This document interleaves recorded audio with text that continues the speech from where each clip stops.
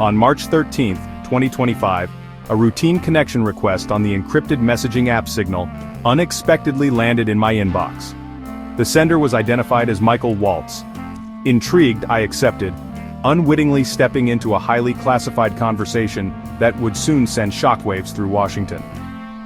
I had been added to a Signal group chat named Houthi PC Small Group, comprising top-ranking officials in the Trump administration.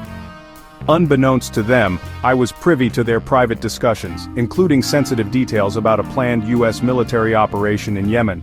This accidental disclosure, a blunder of potentially enormous proportions, revealed not only the operational details of a major military action, but also the inner workings and disagreements within the Trump administration's national security team.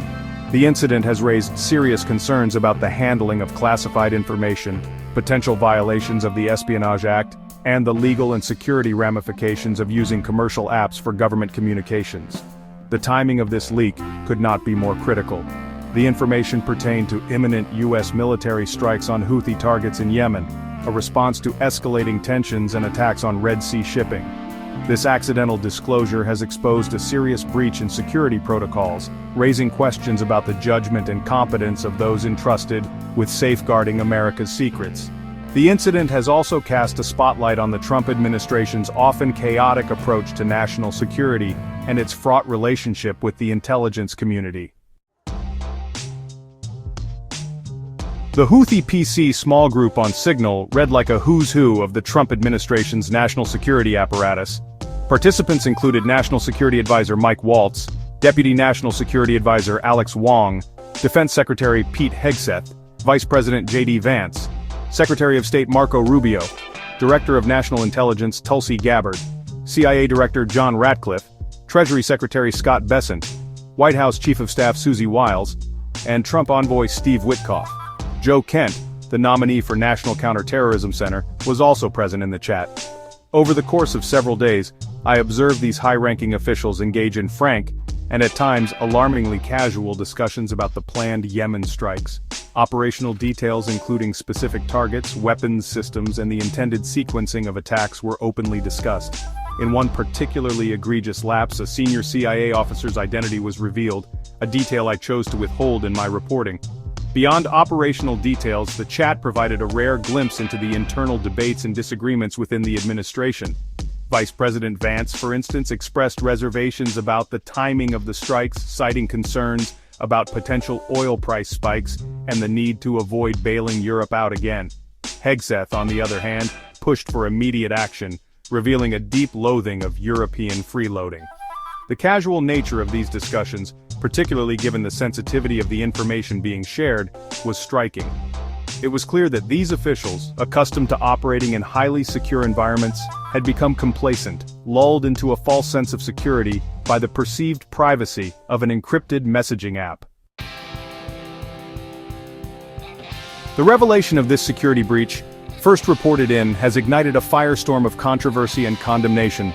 Democratic lawmakers have denounced the incident as one of the most stunning breaches of military intelligence and called for a full-scale investigation. The Trump administration, for its part, has responded with a mixture of denial and deflection. Defense Secretary Hegseth has vehemently denied sharing war plans on Signal, dismissing my reporting as fake news. President Trump, in characteristic fashion, has claimed ignorance, stating he had no idea about the incident. However, the administration's attempts to downplay the severity of the breach have been undermined by their own spokesperson.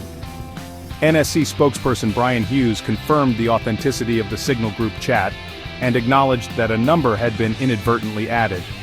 Hughes, however, maintained that the operation's success proved there was no harm to national security. The administration's dismissive attitude towards this incident is deeply troubling. This is not simply a case of a few careless emails or misplaced documents. This is a matter of national security, where sensitive military plans, potentially putting lives at risk, were carelessly shared on an unapproved platform. The use of Signal, a commercial app not approved for sharing classified information, has raised serious legal and security concerns.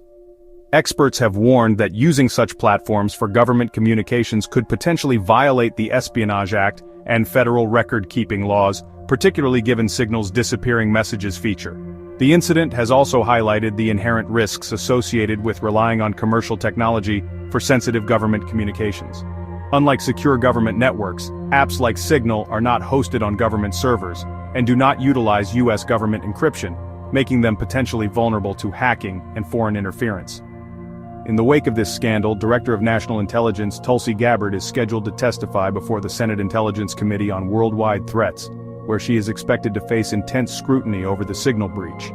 An investigation is currently underway to determine the full extent of the leaked information and assess the potential damage to national security.